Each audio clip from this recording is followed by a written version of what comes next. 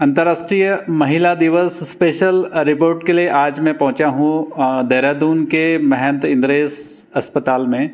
और मेरे साथ में डॉक्टर यामिनी कंसल हैं जो गायनी कैंसर सर्जन हैं यहाँ पे। मैं उनसे जानूंगा, जिस तरह से महिलाओं के लिए हम लोग एक स्टोरी हम लोग कर रहे हैं कि कुछ महिलाएं जो अपने सफ़र को तय करना चाहती हैं, सपनों को पूरा करना चाहती हैं, उनको एक मोटिवेशन की ज़रूरत होती है, एक प्रेरणात्मक व्यक्तित्व की ज़रूरत होती है। तो मुझे लगता है कि मेडिकल फील्ड में जो भी लड़कियां होंगी जो अपना करियर सेटअप करना चाहेंगी, तो निश्चित तौर पे डॉक्टर जो यामिनी कंसल हैं वो उनके लिए एक प्रेरणा साबित हो पाएंगी।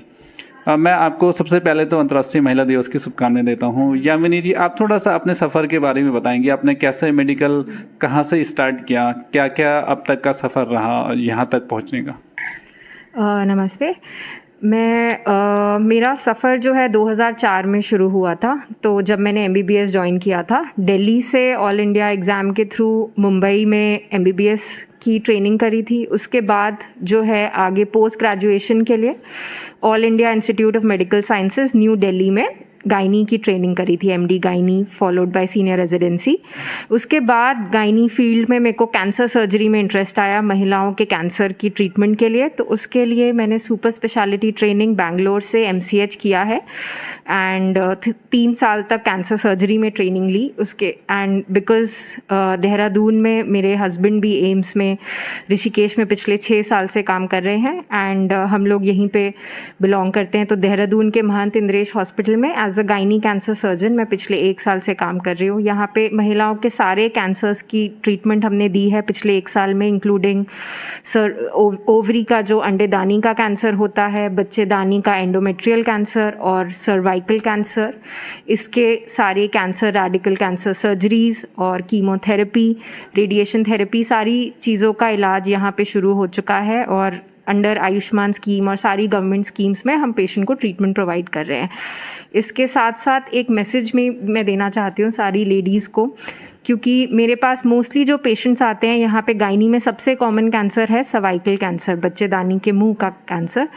और जो पेशेंट्स आते हैं हमारे पास पहाड़ों से और सब, उन्होंने कभी भी अपने आप का एक रूटीन चेकअप या कुछ भी नहीं कराते हैं, तो सीधा 3rd स्टेज पे हमारे पास पहुँच रहे हैं। वो कैंसर के 3rd स्टेज में पहुँचते हैं, जिस टाइम पे सर्जरी पॉसिबल नहीं होती है, सिर्फ रेडिएशन का इलाज हो सकता है और वो भी कभी कभी इफेक्टिव नहीं होता है इतने एडवांस स्टेज में।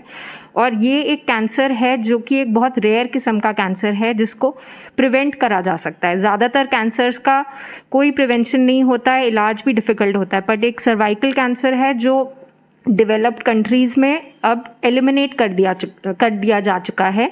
उसके 2 तरीके हैं। एक है एक वैक्सीनेशन, HPV वैक्सीनेशन, जो शादी से पहले 9 से 12 साल अप टू 18 साल की भी लड़कियों को दिया जा सकता है, क्योंकि ये जो कैंसर है ये इस वायरस के कारण होता है, HPV वायरस। तो अगर हम HPV वैक्सीनेशन हम गर्ल्स को देंगे, school going college going girls को, तो ये इससे प्रिवेंट हो सकता है। उसके बाद शादी के बाद सारी लेडीज़ को 25 इयर्स के बाद गायनी चेकअप हर 3 साल में कराना चाहिए, जिसमें एक पैप्समियर टेस्ट होता है, एक HPV DNA वायरस का टेस्ट होता है।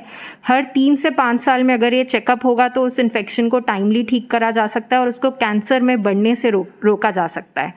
तो ये 2 सिंपल चीज़ें हैं, HPV वैक्सीनेशन और पैप्समियर टेस्टिंग, जो अगर कराएं तो हम ये सबसे कॉमन कैंसर महिलाओं का हम प्रिवेंट कर सकते हैं। एंड डेवलप्ड कंट्रीज़ में ये एलिमिनेट हो चुका है इन 2 कारणों से, पर यहाँ पे अवेयरनेस क्योंकि नहीं है तो ये कैंसर इतना कॉमन और जानलेवा साबित होता है। इसी के लिए हम रेगुलर कैंप्स भी करते हैं हमारे हॉस्पिटल में, जिसमें फ्री रजिस्ट्रेशन, फ्री टेस्टिंग करते हैं और महिलाओं को अवेयरनेस देते हैं अपने बारे में। जैसे कि कल विमेंस डे पे भी हमने एक सर्वाइकल कैंसर स्क्रीनिंग कैंप किया था। बहुत अच्छे नंबर्स में हमारे पास लेडीज़ आई थी जिसकी हमने टेस्टिंग करी थी इस कैंसर के प्रिवेंशन में। थोड़ा सा सावधानियों के बारे में हम बात कर लेते हैं। जैसे आपने बताया उत्तराखंड एक पहाड़ी क्षेत्र का ही एरिया है, पहाड़ी प्रदेश में कहूँगा इसे, बहुत दूरस्थ क्षेत्रों में यहाँ पे लोग रहते हैं, तमाम जो पहाड़ी इलाके हैं। उन महिलाओं के लिए क्या मैसेज आप हमारे चैनल के थ्रू देना चाहेंगे? किस तरह से वो अपने आप को बचाव करें या क्या क्या वो सुरक्षा अपनाएं ताकि वो इन कैंसर जो आप बता रही हैं उससे बच पाएँ? हाँ जी, तो पहला तो मैंने सर्वाइकल कैंसर के प्रिवेंशन का वैक्सीनेशन बताया जो यंग गर्ल्स को मिलना चाहिए, और दूसरा पैप्समियर HPV DNA टेस्टिंग हर 3 से 5 साल में।